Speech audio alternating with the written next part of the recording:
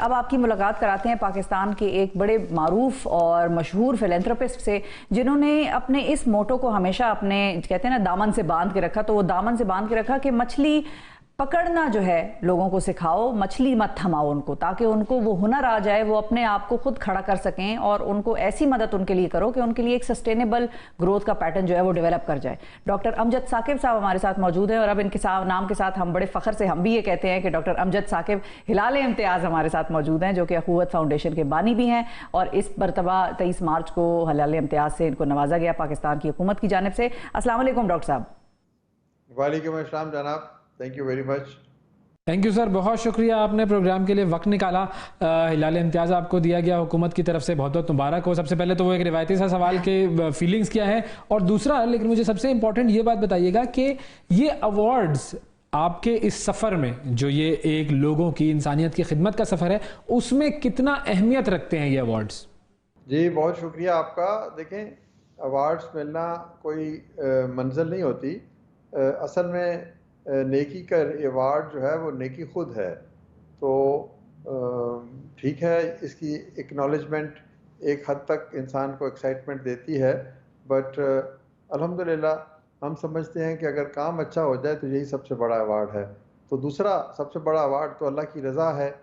تو اس حوالے سے اکنالجمنٹ اس ادارے کے لیے، ادارے کے ملازمین کے لیے، ساتھیوں کے لیے میں سمجھتا ہوں کہ ایک خوشی کی خبر ہوتی ہے. پھر اس اعتبار سے آپ کی کریڈیبلٹی میں اضافہ ہوتا ہے کہ حکومت نے آپ کے کام کو دیکھا اور سراہا. لیکن میں سمجھتا ہوں کہ ذاتی سطح پر کوئی بھی ایوارڈ جو ہے نا، وہ اسی تناظر میں دیکھنا چاہیے کہ یہ تو خدا کی رضا کے لیے میں نے کام کیا ہے. اچھا سر، یہ آپ کو ایک ایوارڈ ملا، اور ایک ایوارڈ جو ہے وہ ملا آپ ہی کے گھر میں، دوسرا ایوارڈ بھی آیا، ڈائنا لیگیسی ایوارڈ. جی، ڈائنا لیگیسی ایوارڈ، جو کہ آپ کی بہو کو ملا. اب یہ یوں کہیے یہ جینیٹیکل معاملہ ہے، خاندانوں میں آپ کے جوڑ بھی ایسا ہوتا ہے کہ تمام وہ جو لوگ نیک کام کرنے والے وہ ایک ساتھ جڑ جاتے ہیں. یہ کیا معاملہ ہے؟ یہ آل ان دا فیملی والا سلسلہ ہے؟ نہیں، ہر فیملی میں اچھے لوگ ہیں، ہر فیملی میں لوگ نیکی کرتے ہیں. آپ بھی نیکی کرتے ہیں، آپ کا بھائی بھی نیکی کرتا ہے. تو یہ کوئی ایسی چیز نہیں ہے.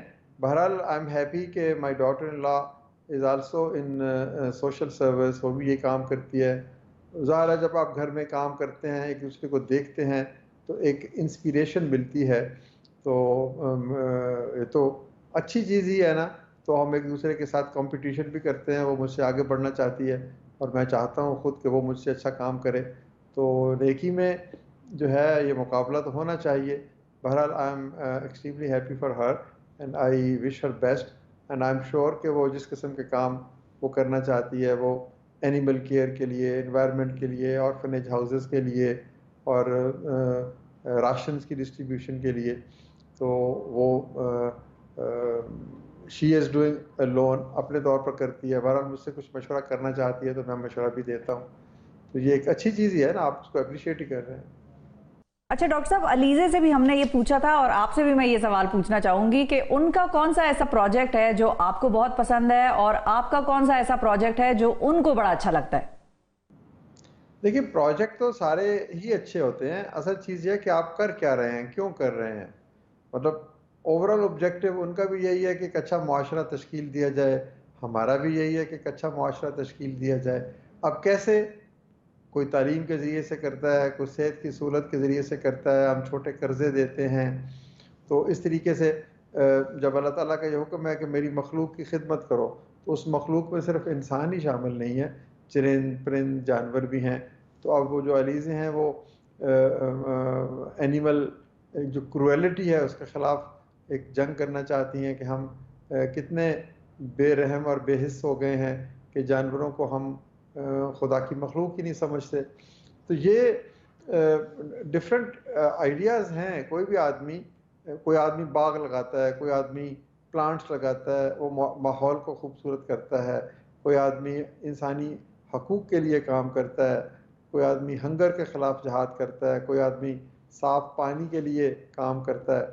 تو these are different ways and means to create a better world. Ultimate objective آپ کا بھی ہمارا بھی سب یہی. اب آپ میری گفتگو کر رہے ہیں، سنا رہے ہیں لوگوں کو، تو یہ ایک نیکی کی ترویج کر رہے ہیں نا.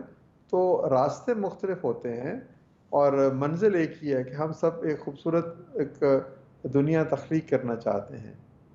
اچھا سر، یہ بھی بتائیے گا کہ اس رمضان آپ کی ادارے کی کیا ایکٹیویٹیز چل رہی ہیں، فنڈ ریزنگ کے حوالے سے کیا کیا ہو رہا ہے؟ اس رمضان میں ہم نے کچھ لوگوں کو راشن بھی دیا، کچھ کھانے بھی کھلائے، کچھ افطاریاں بھی دیں، لیکن اس سے بڑا کام جو ہم نے کیا الحمدللہ تقریباً 3 ارب روپوں کے قریب چھوٹے قرضے دیے. اب یہ 3 ارب کس نے لیے؟ کوئی چوڑیاں بنا کے بیچتا ہے، کوئی پھل کی ریڑھی لگاتا ہے، کوئی کپڑے بیچتا ہے، کوئی کھلونے بیچتا ہے. دیکھیں عید کے جو دن ہوتے ہیں نا، خاص طور پر آخری ایک ہفتہ، وہ بہت زیادہ اکنامک ایکٹیویٹی ہوتی ہے. تو اس میں اگر لوگوں کے پاس کچھ سرمایہ ہو تو وہ اس کی مدد سے بہت سے پیسے کما سکتے ہیں.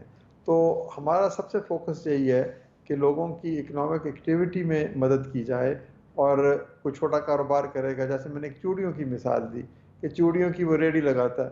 اب ایک تو اس کے پیچھے وہ شخص ہے جو چوڑیاں بناتا ہے، پھر چوڑیاں لے کے اس کے پاس آتا ہے، پھر وہ بیچتا ہے، پھر اس کے ساتھ کچھ اور ملازمین ہوتے ہیں، کوئی ڈبے بناتا ہے جن میں وہ پیکنگ کرتے ہیں. تو یہ ایک پوری اکانومی ہے. تو ہم نے اب میں سے آپ کو بتا رہا ہوں کہ تقریباً 3 بلین روپیز پورے پاکستان میں ان لوگوں کو ملے. عام حالات میں یہ ان کو شاید بینک سے پیسے نہ مل سکتے. تو اس 3 بلین کی نتیجے میں کم از کم وہ 8-10 ارب روپے کی انہوں نے ویلتھ جنریٹ کی ہوگی، اور اس سے لاکھوں گھروں کی عید جو ہے نا وہ صحیح معنوں میں عید بن گئی ہوگی. تو یہ اصل فوکس ہے ہمارا کہ ہم لوگوں کو چھوٹے کاروباروں کی طرف لے کر آئیں، وہ عزت نفس سے اپنا کام کریں، بھیک نہ مانگیں. تو جس سے ملک میں جو اکنامک ایکٹیویٹیز ہے اس کو امپیٹس ملے، اور یوں ہر آدمی کو خوشیاں جو ہیں عید کی ان تک اس کی رسائی ہو سکے. تو یہ ہمارا فوکس رہا ہے. البتہ جیسے میں نے پہلے کہا کہ ہم نے کچھ راشن بھی تقسیم کیے ہیں اور کچھ کھانے بھی کھلائے ہیں، لیکن اصل چیز ہم یہ سمجھتے ہیں کہ don't give a fish, tell somebody how to fish. اچھا، جب یہ فنڈ ریزنگ کے حوالے سے، کیونکہ میں نے بھی کئی مرتبہ آپ کے کچھ ایسے پروگرامز میں شرکت کی ہے جہاں فنڈ ریزنگ کے لیے بہت سارے لوگ آئے ہوئے ہوتے ہیں، آپ اس میں لوگوں کو بات کرتے ہیں، موٹیویٹ کرتے ہیں، بیرون ملک بھی آپ جاتے ہیں فنڈ ریزنگ کرنے کے لیے. کبھی ایسا لگا آپ کو کہ یہ جو فنڈ ریزنگ والا معاملہ ہے اس میں ایک ڈر سا دل میں آیا ہو کہ شاید وہ جو ٹارگٹ ہیں وہ میٹ نہ کر پائیں؟ دیکھیں یہ امید ہوتی ہے، یہ کوئی ڈر نہیں ہوتا، خوف نہیں ہوتا. یہ تو اللہ تعالیٰ کا نظام ہے کہ جو وہ چاہے گا وہی ہوگا. تو ہمارا کام جس طرح ایک مؤذن ہے نا وہ اذان دیتا ہے، تو بیسیوں سینکڑوں لوگ اذان سنتے ہیں، چند لوگ نماز پڑھنے کے لیے آتے ہیں. تو ہم بھی لوگوں کو اسی طریقے سے نیکی کی طرف بلاتے ہیں، سخاوت کی طرف، فیاضی کی طرف، دینے کی طرف. تو ہمارا کام تو اسی وقت ہو جاتا ہے جب ہم اپنی محنت کر لیتے ہیں پوری کی پوری. باقی اس کا نتیجہ کیا نکلتا ہے یہ تو اللہ تعالیٰ کو علم ہے نا. تو کوئی بھی جو سول سوسائٹی کا سماجی کارکن ہے وہ اس بات پہ پریشان نہیں ہوتا کہ نتیجہ کیا نکلا ہے. اس کے پیش نظر صرف ایک ہی چیز ہونی چاہیے کہ کیا میں نے محنت کی ہے یا نہیں کی، کیا میں نے کسی کا دروازہ کھٹکھٹایا ہے یا نہیں، کیا میں نے لوگوں کو نیکی کی طرف آواز دی ہے یا نہیں. تو کوئی اس میں پریشانی کی بات نہیں ہوتی. یہ پریشانی تو دولت کمانے والوں کو ہوتی ہوگی. آپ یہ سمجھیں نا کہ جب آپ نیکی کا کام کر رہے ہیں تو خدا نے اسی وقت قبول کر لیا کہ آپ نے کام کر لیا. نتیجہ کیا نکلے گا یہ تو اس کی مرضی ہے. اچھا، ایک اور چیز جو میں پوچھنا چاہوں گا وہ یہ کہ جو شفا نے شروع میں بات کی تھی کہ مچھلی پکڑنا سکھاؤ لوگوں کو اور مچھلی ان کے ہاتھ میں تھمانے سے، یہ بہت بہتر ہے. اچھا، بہت سارے پروجیکٹس ایسے چل رہے ہیں ہمارے معاشرے میں جو کہ ہم دیکھتے ہیں کہ دسترخوان سجا ہوا ہوتا ہے، لوگ وہاں پر آتے ہیں اور بڑے بڑے سفید پوش لوگوں کو وہاں پر میں نے دیکھا ہے، کیونکہ مہنگائی اور اس طرح کے حالات ہوتے ہیں کہ ان کو بھی وہاں پر آ کے کھانا اپنا وہاں سے کھانا پڑتا ہے تاکہ کچھ ان کی بچت ہو جائے جو باقی دوسرے معاملات میں ان کے گھر کے اخراجات میں استعمال ہو جائے وہ رقم. تو آپ اور بہت سارے لوگ لیکن اس پر اعتراض کرتے ہیں کہ بھائی یہ نہ کرو، یہ چیز نہ کرو، اس کی جگہ ہے فیکٹری لگوا دو تاکہ وہ لوگ کام کرنا شروع کر دیں. اب مجھے نہیں پتا کہ یہ ایکویشن کیسے میچ کرتی ہے، کیونکہ لاکھوں لوگ اگر دسترخوان سے کھانا کھا رہے ہیں تو فیکٹری بنانے میں 500 یا 1000 5000 لوگوں کو روزگار مل جائے گا. تو یہ جو ایک طرح سے یوں کہیے کہ ایک اختلاف کی بنیاد بن رہی ہے یا ڈفرینس آف اوپینین کہہ لیں اس کو، نیک کام ہی ہیں دونوں. تو اس کو آپ کیسے دیکھتے ہیں؟ دیکھیں بات یہ ہے کہ نیکی ہوتی ہے ہر شخص کو اجازت ہونی چاہیے، اس کا حق ہے کوئی جس طرح سے نیکی کرنا چاہے. کوئی پانی پلا کے خوش ہوتا ہے، کوئی کھانا کھلا کے خوش ہوتا ہے، کپڑے دے کے خوش ہوتا ہے، کوئی روزگار دے کے خوش ہوتا ہے. تو ہمیں کیا حق حاصل ہے کہ ہم کسی کو کہیں کہ تم اس طرح سے نیکی کرو؟ جو یہ کہتے ہیں کہ فیکٹریاں لگانی چاہیے، روزگار پیدا کرنے چاہیے، وہ روزگار پیدا کر لیں، ان کو تو کوئی منع نہیں کر رہا. تو ہم یہ تو اپنی اپنی چاہت ہے. مثال کے طور پر میں ایک شخص کو جانتا ہوں، وہ بہت امیر آدمی ہے. تو وہ بچپن میں اس نے اپنے والد کو دیکھا، وہ ڈسیبلڈ تھے، چل نہیں سکتے تھے، ان کو چارپائی پہ بٹھا کے ایک جگہ سے دوسری جگہ لے جاتے تھے. وقت بدلا، اس کے پاس بہت سے پیسے آ گئے، والد اس کے دنیا سے چلے گئے. تو اب وہ کہتا ہے کہ میں نے صرف ویل چیئر خرید کے معذور لوگوں کو دینی ہے.